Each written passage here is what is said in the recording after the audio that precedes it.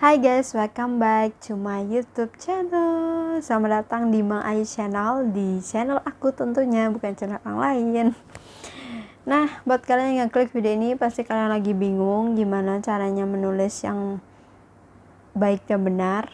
Gak deh, gimana awal supaya bisa menulis, atau kalian yang baru banget di dunia literasi, tapi bingung mau awal menulis tuh kayak gimana, apa aja sih, dan apa yang harus gue lakuin mau nulis kayak gitu.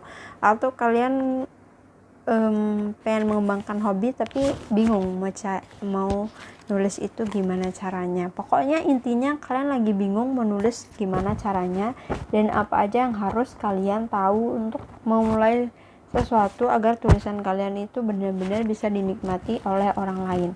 Yap. Jadi di video aku kali ini aku akan kasih kasih tips sedikit ilmu buat kalian, untuk aku bagi itu dari pengalaman aku sebelum menulis cerita. Kira-kira apa sih yang harus kita tahu, apa yang harus kita minimal kita tahulah sebelum kita untuk menjadi seorang penulis kayak gitu. Nah, tapi sebelum itu aku mau merekomendasikan ke kalian beberapa aplikasi atau platform yang bisa kalian gunakan untuk menyalurkan hobi kalian, kreativitas kalian di sana, sehingga kreativitas kalian bisa bermanfaat untuk orang lain dan juga untuk kalian sendiri. Nah, di sini aku menyarankan kalian untuk menggunakan beberapa aplikasi yang bisa digunakan untuk menulis. Salah satunya adalah Wattpad. Nah, jadi Wattpad ini adalah platform pertama di Indonesia yang sekarang ada 100 juta orang lebih yang download di Play Store dan penggunanya 7 jutaan di Indonesia. Kalian sebagian besar kalian pasti sudah tahu ya Wattpad itu apa, karena entah pembaca atau penulis pasti tahulah Wattpad itu se-booming apa. Karena cerita Wattpad udah banyak dibukukan, udah banyak dinovelin dan jadi bestseller, bahkan diantaranya udah banyak yang difilmkan dan semuanya sukses. Dan itu nyata berasal dari Wattpad yang katanya awalnya iseng-iseng cuman nge-share cerita kayak menghabiskan waktu gitu, ternyata bisa membuahkan sesuatu yang luar biasa. Nah, selain Wattpad ada juga Jelada, ada Dreams, web novel, novel Storyal, terus Noveltoon, Mangatun, terus banyak banget ya pokoknya yang lain yang bisa kalian gunakan untuk menulis. Kalian bisa browsing di Google apa aja, tapi kalau kalian mau saran dari aku masih suka menggunakan Wattpad karena dari dulu aku memang anak Wattpad sih ya, tapi dulu tuh cuma sebagai pembaca aja gitu, masih kurang pede untuk membuat cerita gitu. Tapi sekarang aku mulai untuk nulis sih, tapi masih merintis. Karena itu aku pengen bagi ilmu ke kalian selama menghibernasi ini, apa aja ilmu yang aku dapatkan gitu. Nah, bukannya sok pintar karena aku bukan penulis, aku bukan editor, dan aku bukan kayak ahli bahasa Indonesia, enggak. Tapi aku mau men-share ilmu yang aku tahu, yang aku dapatkan dari pelatihan-pelatihan menulis, dari apa yang aku baca, dari apa yang aku dapatkan selama inilah ya, kayak gitu. Nah, langsung aja tips. Oke, yang pertama, sebelum menulis kalian harus menguasai tata bahasa. Menurut aku tata bahasa ini penting gak penting ya. Kalau kalian yang dunia Wattpad tuh kadang gak menghiraukan tata bahasa, karena biasa sebagian besar dari mereka cuma iseng-iseng doang untuk nulis-nulis gitu. Tapi ketika ceritanya mau naik cetak, baru udah dirombak tuh cerita, baru dibuat penata bahasanya yang bener-bener EOW gitu, yang benar-benar bagus dan benar-benar sesuai dengan standar penerbitan buku. Nah, di sini kalian nggak perlu belajar harus menguasai KBBI atau harus kayak jadi ahli bahasa gitu, nggak perlu. Kalian cukup belajar dasarnya aja, misalnya kayak gimana cara menggunakan tanda titik, koma yang benar, terus tanda petik yang benar, tanda tanya, terus kalau huruf miring, huruf bold, terus huruf kecil, huruf besar, itu cuman itu aja sih menurut aku yang harus kalian tahu. Karena tanda baca yang nggak beruntun itu mempengaruhi kenyamanan pembaca ketika membaca cerita kamu di Wattpad atau di platform apapun itu. karena aku jujur banget aku nggak bisa baca cerita yang tanda bacanya tuh amburadul. Jadi meski ceritanya bagus tuh kadang kayak aduh males banget deh kalau baca cerita nggak ada tanda titik, nggak ada tanda komanya, jadi langsung aja gitu. Apalagi tuh kalau ada yang ngetik narasinya tuh semua disambung, nggak ada spasi-spasinya, tuh kayak bikin pusing nama, jadi kayak jenuh liatnya, padahal ceritanya menarik. Nah itu penting banget buat aku supaya kalian juga tahu itu, dan ketika nanti cerita kalian naik cetak siapa tahu kalian nggak perlu lagi ngerombak yang lebih banyak, kan tinggal revisi dikit-dikit doang. Oke, next yang kedua, kalian harus punya ide yang matang. Kenapa ide yang matang? Karena ide yang matang ini akan membantu kalian dan mempengaruhi jalan cerita ke depannya. Banyak banget penulis awal tuh yang curhat sama aku yang bilang, "Duh Kak, gimana ya? Kok aku sampai di tengah cerita itu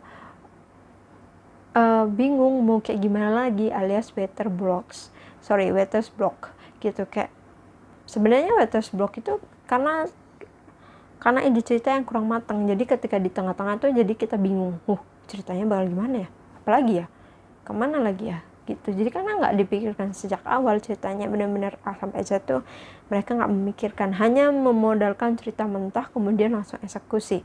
Itu menurut aku.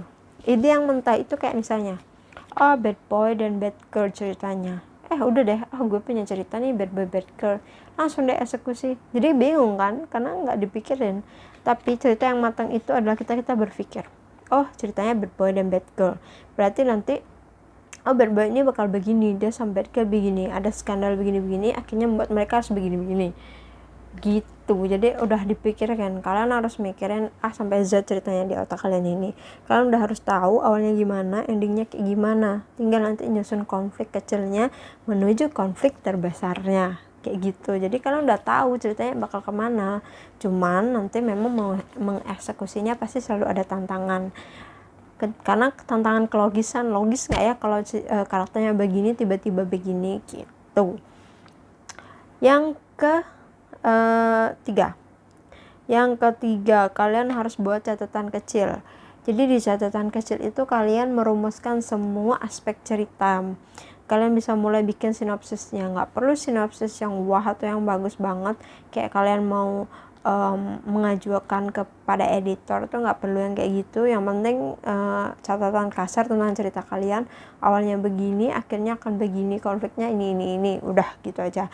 Nanti sinopsis itu akan membantu kalian, mengingatkan kalian ketika kalian tiba-tiba stuck atau bingung gitu, kayak ceritanya lupa misalnya kayak gitu kan, namanya juga manusia, kalian bisa lupa, kalian bisa baca lagi, gini gitu. Jadi nanti pikiran kalian terbuka dan akhirnya inspirasinya kayak gini, harusnya begini gitu.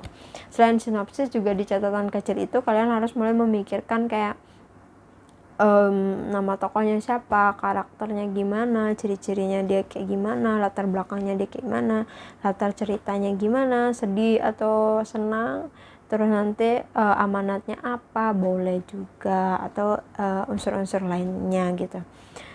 Kalau kalian suka bahasa Indonesia tuh pasti ada materi kayak unsur intrinsik cerita, kalau aku nggak salah sebut ya, sorry, udah 2 tahun lulus dari SMA soalnya. Pokoknya itu kalian bisa aplikasikan itu ketika kalian bercerita. Makanya kalau yang lagi sekolah jangan lewatkan pelajaran bahasa Indonesia kalian, oke? Nah selanjutnya yang keempat ya atau kelima, sorry gue lupa. Selanjutnya setelah kalian bikin catatan kecil, kalian mulailah eksekusi. Jadi mulai eksekusi ceritanya, mulai menulis. Kalau kalian udah mikirin matang-matang ceritanya, udah mikirin konfliknya apa, alurnya apa, permasalahannya gimana, nama tokohnya siapa, latar tempatnya di mana, kalian udah pikirin semuanya, tinggal nulis. Langsung deh tulis per capture gimana ceritanya, awalnya kayak gimana, kalian tinggal tuangin aja. Nah aku punya tips, jadi kalau yang harus kalian perhatikan adalah awal cerita itu harus menarik, karena awal yang menarik akan menarik minat pembaca untuk terus membaca cerita kamu. Jadi kalau bikin cerita mungkin di awal bisa langsung ke tiba-tiba konflik gitu, kayak misalnya konflik kayak tiba-tiba harus tiba-tiba si tokohnya berantem misalnya, Nah, berantem itu kan akan menimbulkan tanda tanya pembaca, ih kenapa nih kok mereka berantem ya gitu. Jadi mereka akan terus baca untuk tahu alasan itu gitu. Selain itu juga kalian harus memperhatikan alur, karena alur yang terlalu cepat itu akan bikin ceritanya jadi nggak ngefeel, kayak lewat doang itu, kayak kereta zuut gitu. Tapi alur cerita yang pelan juga akan bikin ceritanya tuh kayak membosankan. Ya ibarat kalian nungguin kura-kura jalan, itu kalian pasti bakal bosan banget lihat dia jalan karena saking pelannya, ya kan? Makanya itu harus kalian bisa menentukan timing yang tepat di setiap momen dalam cerita kalian, setiap scene cerita kalian. Jadi mulai dari perkenalan, terus mulai mereka deket, mulai muncul konflik, terus konfliknya semakin memanas, terus penyelesaian konflik sampai ending. Dia harus benar-benar difikirkan dengan baik itu timingnya, biar nggak kelambatan dan nggak kecepatan juga. Selain itu, kalau kalian harus banyak baca, karena banyak membaca akan membantu kalian untuk menarasikan cerita dengan baik. Jadi ketika kalian menarasikan, kalian nggak kekurangan bahasa. Aduh gimana ya caranya, bingung deh kalau mau ngelukisin orang yang lagi pacaran tuh kayak gimana kayak gitu. Jadi banyak membaca akan bikin memperbanyak kosakata kalian, dan secara nggak sadar akan melatih pembahasan kalian ketika kalian menulis cerita gitu. Misalnya kayak gini ya, ini narasi nih narasi yang banyak kayak gini, ini narasi namanya.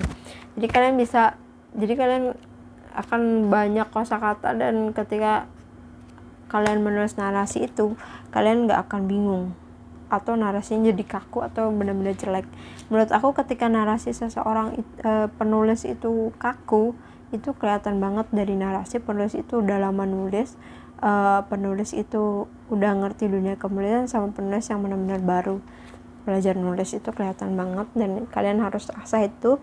Tapi cintailah proses, karena untuk menemukan gaya bahasa sendiri itu perlu waktu yang cukup lama gitu.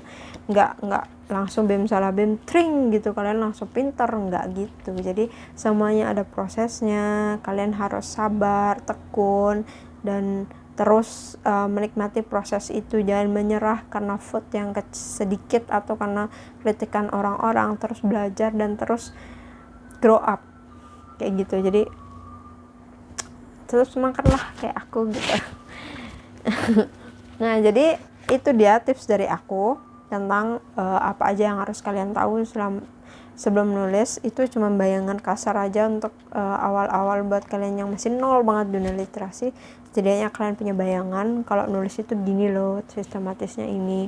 Nah, di next video aku bakal bahas yang lebih perinci lagi, satu pokok-pokok gitu, biar kalian ada bayangan gitulah, kasih tips ya. Walaupun aku bukan penulis terkenal gitu ya, tapi ya aku juga ingin berbagi, karena kita sama-sama belajar juga. Jadi buat kalian yang punya pertanyaan tentang dunia kepenulisan atau punya masalah, kalian bisa keluhkan di kolom komentar di bawah ini, atau kalian bisa DM aku di Instagram, atau bisa juga DM aku di Wattpad. Jangan lupa follow dan baca juga cerita aku. Kali aja dari kalian mau ada yang mau ngeritik aku open kritikan kok. Kalian mau maki-maki atau segala macam tuh aku open banget di cerita itu. Oke, thanks for watching. Jangan lupa like, subscribe, dan share kalau video ini bermanfaat, biar teman-teman kalian yang juga pengen belajar nulis bisa sama-sama belajar sama kita di sini, sama aku, kamu, dan mereka gitu. Terus jangan lupa, jangan menyerah juga, terus semangat menulis, dan see you di next video. Sampai jumpa di video selanjutnya. Semoga bantu aku untuk mengembangkan channel ini jadi channel yang bermanfaat. Oke, dah, selamat belajar.